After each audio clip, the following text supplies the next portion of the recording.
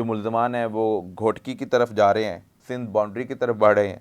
तो वहाँ की पुलिस ने भी मशकूक जानते हुए रोकने की कोशिश की। फिर दोनों में का तबादला होता है और का तबादला होने के बाद एक की सर्चिंग के दौरान बरामद होती है और फिर बताया जाता है कि वो अपने साथियों की से मार गया है। नुमान कैसर, जो कि स्पेन बार्सिलोना का बिजनेसमैन बताया जाता है, वो हाल ही में पुलिस मुकाबले में जा चुका है और सोशल मीडिया पर ये खबरें गर्दिश कर रही हैं कि सीसीडी ने नुमान कैसर को मुबैना पुलिस मुकाबले में पार कर दिया है। आखिर नुमान कैसर को क्यों गया, किस सूबे की पुलिस के साथ आमना सामना हुआ, हुई के पीछे डकैती और डकैती से पहले की वारदात, ये सारी कहानी मैं आपके सामने रखने जा रहा हूँ।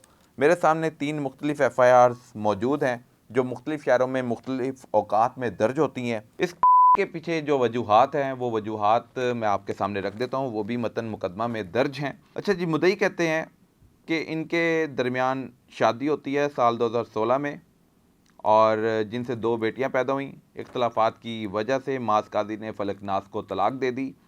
मकतूल ने नाबालगान की कस्टडी के लिए अदालत में राब्ता कर रखा था। फलकनाज और नुमान को शदीद रंज था। अरसा कबल नुमान से एक पंचायत हुई जिसमें मियाँ मोहम्मद उमर परवेज़ और उसके अलावा उसके भाई हारिस अमजद काजी, राजा जवेद दीगर के सामने नुमान ने कहा था कि उसकी बहन को तलाक देने का और दूसरी शादी करने का मज़ा चखाऊंगा, और यही वजह बनी कि माज काजी को के घाट उतार दिया गया।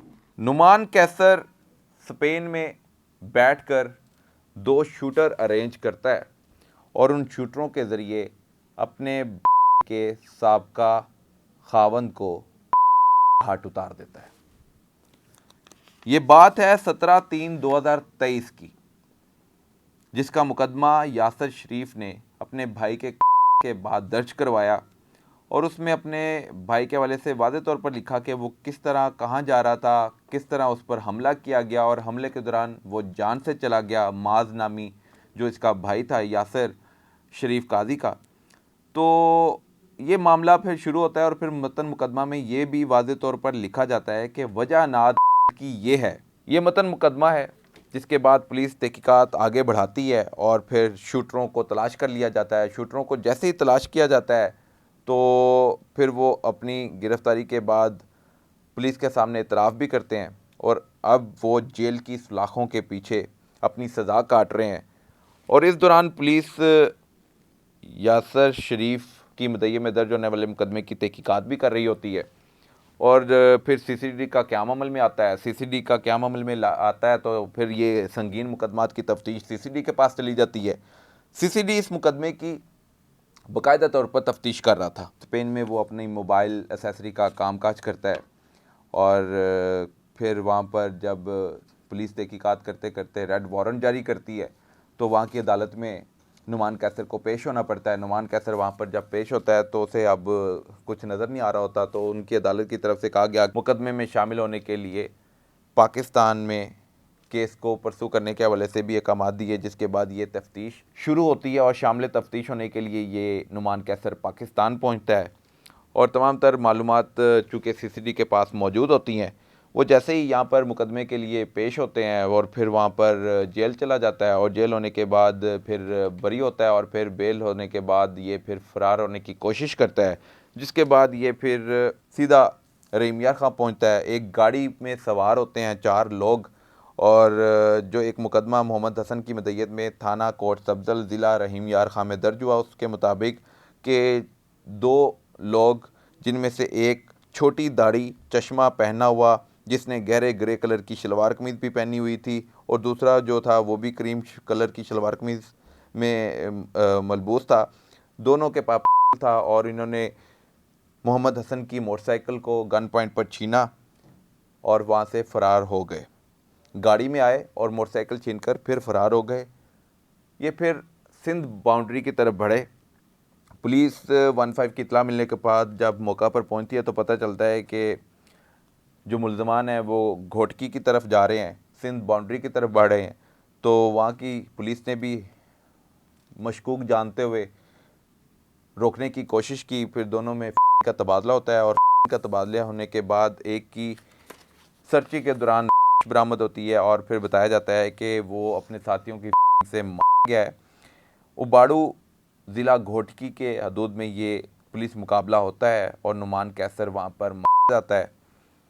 लाहौर से बरी होने के बाद वो रहीम यार ख़ान पहुँचा। रहीम यार ख़ान के बाद वो उबाड़ू के हदूद में पुलिस मुकाबले में अपने ही साथियों की फायरिंग से मारा गया।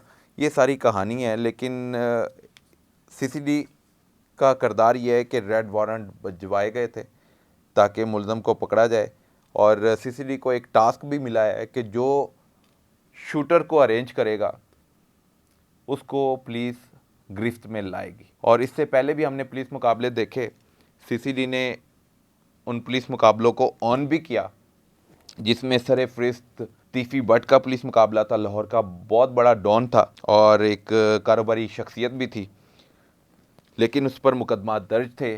सीसीडी को वो मतलूब था, उसे दुबई से कराची, कराची के बाद रहीम यार ख़ान के हदूद में पुलिस मुकाबले में मारा गया, और उस पर भी यही था कि वो अपने साथियों की फायरिंग से मारा गया।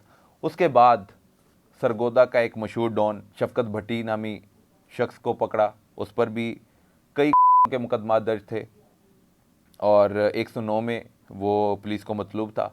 वो भी मलेशिया से शामिल तफ्तीश होने के लिए पाकिस्तान पहुंचता है और फिर पिंडी में मुबैना पुलिस मुकाबले में जाता है और वहाँ पर भी उसको तहकीकात शुरू की जाती हैं। तो फिर पता चलता है कि इसके पीछे सीसीडी है, लेकिन इस केस के पीछे सीसीडी का जो रोल है वो सामने नुमाया नहीं हो रहा। और चूँकि गर्दिश कर रही हैं ये ख़बरें कि सीसीडी ने बाकायदा तौर पर इस शख्स को पकड़ा और फिर इसको रहीम यार ख़ान मुंतकिल किया। रहीम यार ख़ान के बाद घोटकी के इलाके सिंध में जाके मुकाबले में पार कर दिया। इसकी अब तहकीकात मज़ीद की जा रही हैं, लेकिन हक़ाइक़ जो थे, जो मेरी कोशिश थी कि जो मुकदमात मेरे सामने हैं वो मैं आपके सामने रखूं कि नुमान कैसर की लड़ाई कैसे और किसके साथ शुरू हुई और फिर इसका अंजाम कैसे और कहाँ और किस सूबे की पुलिस के साथ हुआ और वो फिर जान की बाजी हार गया। ये और बहुत कुछ जानने के लिए आप देखते रहे मेरा वीलॉग। अब तक के लिए इतना ही। अल्लाह हाफ़िज़।